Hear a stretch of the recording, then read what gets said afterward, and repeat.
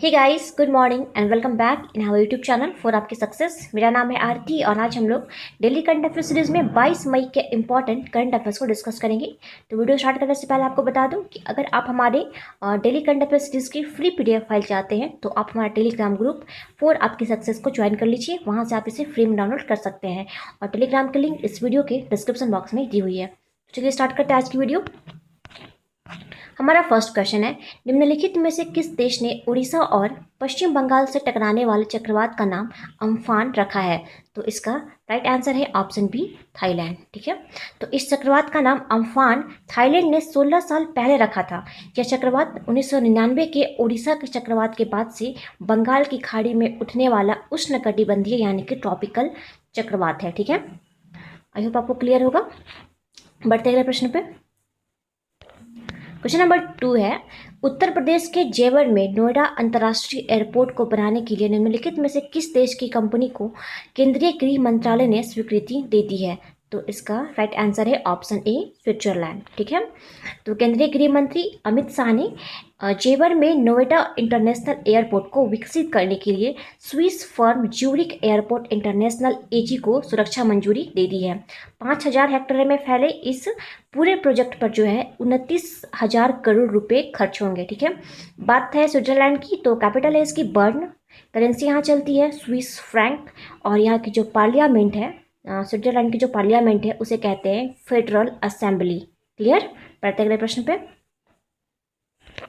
Question number 3 है, हाल ही में किस देश ने फिलिस्तीनी शरणार्थियों के लिए आर्थिक सहायता का योगदान दिया है? तो इसका राइट आंसर है ऑप्शन बी, भारत। ठीक है, तो आपको बता दें, एक ये जो फिलिस्तीनी शरणार्थियों के लिए काम कर रहे संयुक्त राष्ट्र एजेंसी ने भारत के इस योगदान की जो है सराहना की है, विशेषकर तब जब पूरी दुनिया जो है इस महामारी के संकट से जूझ रही है। ठीक है, तो भारत सरकार ने संयुक्त राष्ट्र रिलीफ एंड वर्क एजेंसी यानी कि UNRWA, ठीक है, संयुक्त राष्ट्र रिलीफ एंड वर्क एजेंसी को $2 मिलियन की सहायता भी जो है वो मुहैया कराई है। ठीक है, याद रखिएगा, $2 मिलियन की जो है वो सहायता मुहैया कराई है। ठीक है, नेक्स्ट है, विश्व मधुमक्खी दिवस निम्न में से किस दिन मनाया जाता है? तो इसका राइट आंसर है ऑप्शन सी, 20 मई। ओके, तो याद रखिएगा कि मधुमक्खियों के महत्व के विषय में जागरूकता फैलाने के लिए और उन्हें खतरे से बचाने के लिए 20 मई को मनाया जाता है विश्व मधुमक्खी दिवस। ओके, यह खास दिवस जो है वो आधुनिक मधुमक्खी पालन करने की तकनीक को का जो है नेतृत्व करने वाले एंटोन जनसा, ठीक है, नाम रखिएगा, एंटोन जनसा नाम है इनका, इनके जन्मदिन के उपलक्ष्य में जो है यह मधुमक्खी दिवस मनाया जाता है। तो इस बार जो विश्व मधुमक्खी दिवस मनाया गया है, इसकी थीम रही थी बी इंगेज्ड।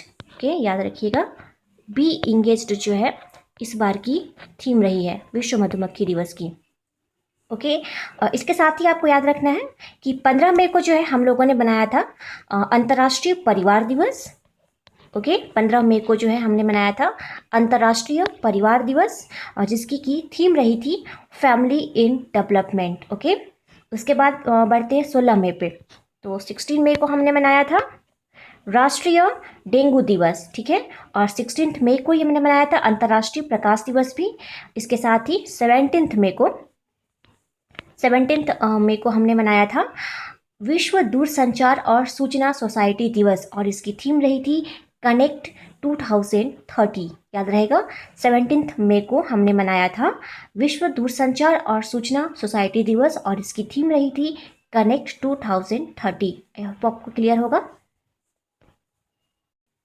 अगला प्रश्न है, हाल ही में कौन सा यूनियन टेरिटरी जो है कोरोना वायरस मुक्त हो गया है? तो इसका राइट आंसर है ऑप्शन ए, लद्दाख। ओके, तो 3 मई 2020 से यहाँ पर कोरोना का एक भी मामला सामने नहीं आया है, इसलिए इसे कोरोना मुक्त घोषित कर दिया गया। इसके साथ ही आपको याद रखना है कि देश का पहला राज्य जो कि कोरोना मुक्त घोषित हुआ था वो है गोवा। ओके, याद रहेगा, गोवा जो है पहला राज्य बना था। और इसके साथ ही अगर पूछे कि पहला देश कौन सा है जो कि कोरोना मुक्त घोषित किया गया है, तो वो है स्लोवेनिया। ठीक है, स्लोवेनिया जो है वो पहला देश है जो कि कोरोना मुक्त जो है घोषित किया गया था। यह एक जो है यूरोपियन कंट्री है। ओके, बढ़ते अगले प्रश्न पे।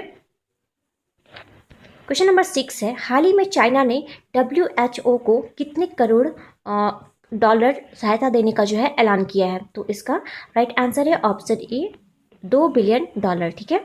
तो अभी हाल ही में WHO के स्वास्थ्य सभा का जो है 73वां संस्करण जो है वो आयोजित हुआ था, ठीक है, जेनेवा स्विट्जरलैंड में, ठीक है। इसका 73वां संस्करण जो है वो जेनेवा स्विट्जरलैंड में जो है आयोजित हुआ था। तो ये वीडियो कॉन्फ्रेंसिंग के जरिए हुआ था, ठीक है, जिसमें हमारे स्वास्थ्य मंत्री जो है डॉक्टर हर्षवर्धन ने भी भाग लिया था। तो इसी में चाइना ने कहा कि कोरोना महामारी से निपटने के लिए WHO को वो 2 मिलियन जो है वो डॉलर प्रदान करेगा, ठीक है। एक इम्पॉर्टेंट पॉइंट आप याद रखना कि WHO ने कोविड-19 को कब महामारी घोषित किया था। तो आपको डेट याद रखना है, एग्जैक्ट डेट जो है वो याद रखना आप कि WHO ने कोविड-19 को 11 मार्च को, ठीक है, याद रहेगा 11 मार्च को जो है वो महामारी घोषित किया था, ठीक है। चलिए बढ़ते अगले प्रश्न पे। क्वेश्चन नंबर 7 है, किसके द्वारा hope on adventure on boat train and planes नामक पुस्तक लॉन्च की है? तो इसका राइट आंसर है ऑप्शन ए, रस्किन बॉन्ड, ठीक है। ये एक फेमस राइटर हैं, इन्होंने अपना जो है 86th बर्थडे पे इस बुक को लॉन्च किया है। बात करें ये फोंग की, तो इनकी जो है एक बुक आई है हाल ही में जिसका नाम है Wuhan diary dispatches from a quarantine city, clear. और ये जो वधान है इनके बारे में आपको बता दूं, इनका पूरा नाम BTS चंद्र वधान है, ठीक है। इन्होंने भी एक बुक लिखा था जिसका नाम था फियर ऑफ गॉड, ये मैंने आपको पिछली वीडियो में भी क्लियर करवाया था। अगला प्रश्न है, हाल ही में किस रेलवे जोन ने कोविड-19 मरीजों के लिए रेल बोट नामक रोबोट विकसित किया है? तो इसका राइट आंसर है ऑप्शन डी, दक्षिण मध्य रेलवे, ठीक है। तो दक्षिण मध्य रेलवे ने जो है ये रेल बोट नामक रोबोट विकसित किया है, जैसे कि शॉर्ट में है आर बोट भी कहते हैं, ठीक है, आर बोट भी के नाम से भी जानते हैं इस रेल बोट नामक रोबोट को, ठीक है। तो दक्षिण मध्य रेलवे ने कोविड मरीजों को बेहतर स्वास्थ्य सेवाएं देने के लिए और हॉस्पिटल मैनेजमेंट में सहायता प्रदान करने के लिए जो है इस आर बोट नामक रोबोट को विकसित किया है। इससे होगा क्या कि मरीजों की देखरेख जो है ये रोबोट करेगा और जिससे संक्रमण का खतरा जो है वो बहुत कम ही पैदा होगा, ठीक है। बात करें रेलवे बोर्ड की, तो इसकी स्थापना हुई थी मार्च 1905 में, ठीक है।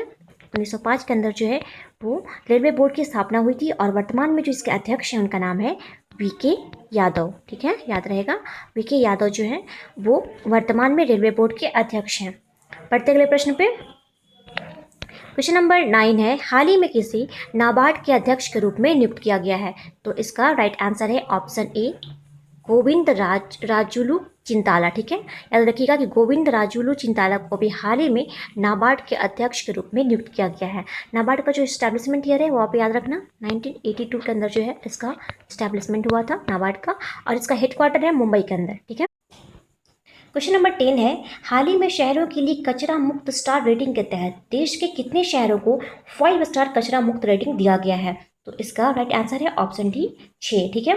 तो हमारे शहरी मामलों के मंत्री जो है हरदीप सिंह पुरी ने शहरों की कचरा मुक्त स्टार रेटिंग की घोषणा की, जिसमें कि 6 शहरों को जो है वो 5 स्टार कचरा मुक्त टैग दिया गया है। वो 6 शहर कौन कौन से? तो छत्तीसगढ़ से अंबिकापुर, ओके, उसके बाद MP का इंदौर सिटी, उसके बाद राजकोट और सूरत, जो कि दोनों गुजरात से हैं, राजकोट और सूरत, और इसके बाद कर्नाटक का मैसूर और महाराष्ट्र से नवी मुंबई, ठीक है। इन 6 सिटीज़ को जो है ये 5 स्टार कचरा मुक्त रेटिंग दिया गया है, क्लियर। बढ़ते हैं अगले प्रश्न पे। क्वेश्चन नंबर 11 है, हाल ही में किसी 2019 का अलेक्जेंडर डेल रिम्पल अवार्ड से सम्मानित किया गया है? तो इसका राइट आंसर है ऑप्शन ए, विनय बधवाल, ठीक है। तो इनके बारे में आपको बता दूं कि ये भारतीय जल सेना के जो है मुख्य सर्वेक्षक के वाइस एडमिरल हैं, ठीक है। और इन्हें ही ये अवार्ड जो है 2019 का अलेक्जेंडर डेल रिम्पल अवार्ड से सम्मानित किया गया है, ठीक है। अगला प्रश्न है, हाल ही में WHO के कार्यकारी बोर्ड का अध्यक्ष किसे बनाया गया है?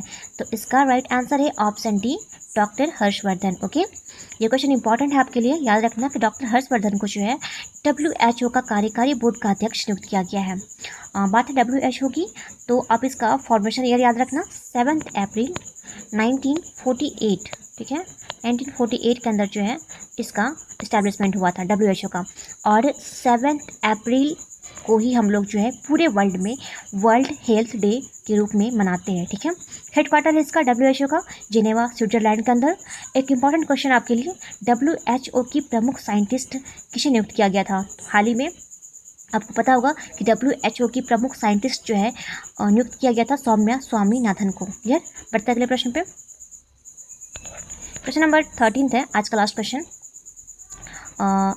हाल ही में विश्व माप विज्ञान दिवस कब मनाया गया है? तो इसका करेक्ट आंसर है ऑप्शन बी 20 मई, ठीक है।